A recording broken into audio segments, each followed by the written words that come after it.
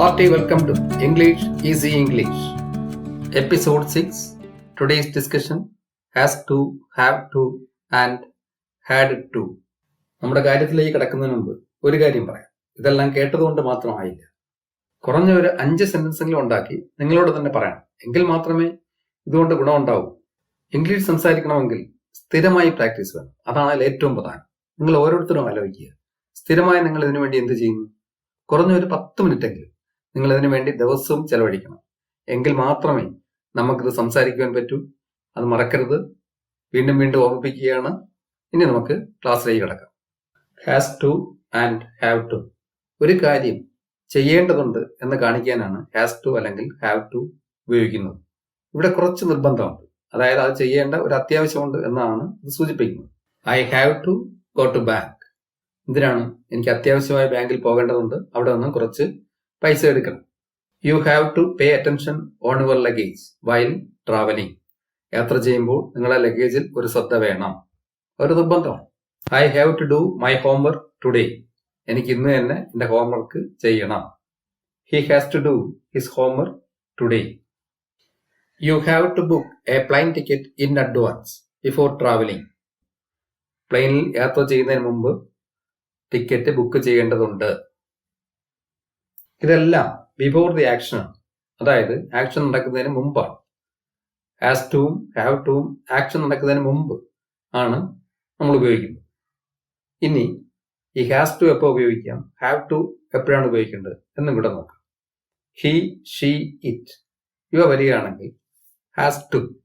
I, you, we, they ഇത് വന്നാൽ have to. ഇതാണ് തമ്മിലുള്ള വ്യത്യാസം. ഇനി ഇതിന്റെ നെഗറ്റീവ് കൂടി നോക്കാം. അതായത് ചെയ്യേണ്ട ആവശ്യം ഇല്ല എന്ന് പറയാം. ഇതെങ്ങനെയാണെന്ന് ഒന്ന് നോക്കാം. She does not have to get up early today. അവൾ ഇന്ന് നേരത്തെ എഴുന്നേൽക്കേണ്ട ആവശ്യം ഇല്ല. You do not have to pay for food. നിങ്ങൾ ഫുഡിന് വേണ്ടി പൈസ കൊടുക്കേണ്ട ആവശ്യം ഇല്ല. I do not have to do my homework today. എനിക്ക് ഇന്ന് ഹോംവർക്ക് ചെയ്യേണ്ട ആവശ്യം ഇല്ല. You do not have to take ticket for your mobile phone. നിങ്ങൾ മൊബൈൽ ഫോണിന് വേണ്ടി ടിക്കറ്റ് എടുക്കേണ്ട ആവശ്യം ഇല്ല. ഇനി ഈ ഡസ് നോട്ട്, ഡു നോട്ട് ഇതെങ്ങനെ വന്നെന്ന് നോക്കാം. He, she, it plus does not plus have to. I, you, we, they plus do not plus have to.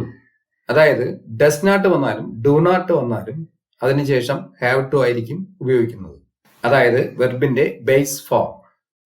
ഇനി had to. Let us move on to had to. Had to for after the action. ഒരു കാര്യം ചെയ്യേണ്ടതുണ്ടായിരുന്നു എന്ന് പറയാനാണ് had to ഉപയോഗിക്കുന്നത്. Example നോക്കാം.